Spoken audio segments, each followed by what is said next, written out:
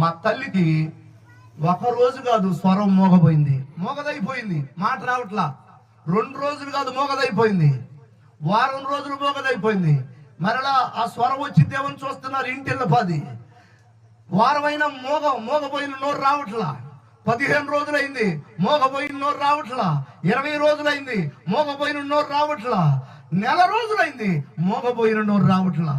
ఇక్కడే ఉన్నారు. అప్పుడు మా బర్నబాస్ గారు కూడా అక్కడ ఉన్నారండి అప్పుడు మీరు లేరు.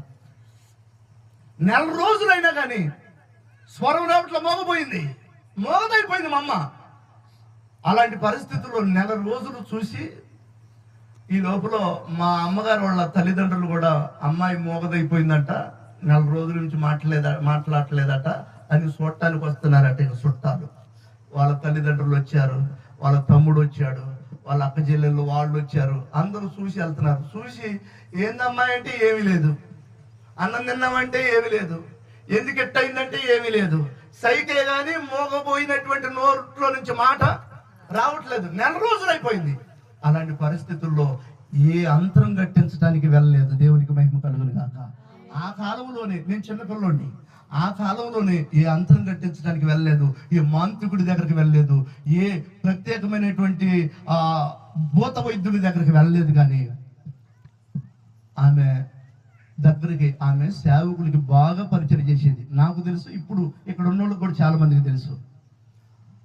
ఆమె వెళ్ళి సంఘములో ఉన్నటువంటి దైవజనుడు ఏం చేశాడంటే 7 శుక్రవారాలు ఉపవాస ప్రార్థన పెట్టాడు. దేవునికి మహిమ కలుగును గాక. ఎన్ని శుక్రవారాలు? 7 శుక్రవారాలు ఉపవాస ప్రార్థన పెట్టాడు. ఒక శుక్రవారం ఉపవాస ప్రార్థన పెట్టాడు. సంఘం అంతా కలిసి అమ్మ దగ్గరకు వచ్చి మా ఇంటి దగ్గరే ఉపవాస ప్రార్థన పెట్టారు. మోగబోయిన నోరు రాలా. మరలా 2వ శుక్రవారం ఉపవాస ప్రార్థన పెట్టారు. మోగబోయిన నోరు రాలా కీర్తన గారు. మరలా 3వ శుక్రవారం ఉపవాస ప్రార్థన పెట్టారు. మోగబోయిన నోరు రాలా. 4వ శుక్రవారం ఉపవాస ప్రార్థన పెట్టారు. మోగబోయిన నోరు రాలా.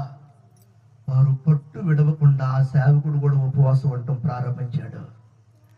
అలా ఉపవసించి ప్రార్థించగా జరిగిన విషయం ఏంటి అంటే 7 శుక్రవారాల ఉపవాస ప్రార్థన అయిపోయింది.